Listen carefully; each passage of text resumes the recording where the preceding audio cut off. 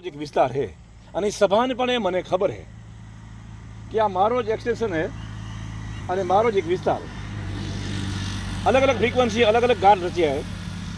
એક ફ્રીક્વન્સી બાવળીઓ પકડ્યો, એક ફ્રીક્વન્સી આ ચાલપત્રી થઈ ગઈ, એક ફ્રીક્વન્સી આ પૃથ્વી બની ગઈ, એક ફ્રીક્વન્સી પીપળો બની ગયો અને ઉલો બની ગયો, ડુંગર બની ગયો. બસ એક મારો જ અલગ અલગ ફ્રીક્વન્સીનો વિસ્તાર છે અને આ એક જસ્ય રચાણું છે માયાનું અને હું એ માયાના અનુભવ લેવા આવ્યો અને અનુભવ લેતે લેતે હું મને યાદ છું. શું હે? હું મને ક્યારેય ભૂલતો નથી.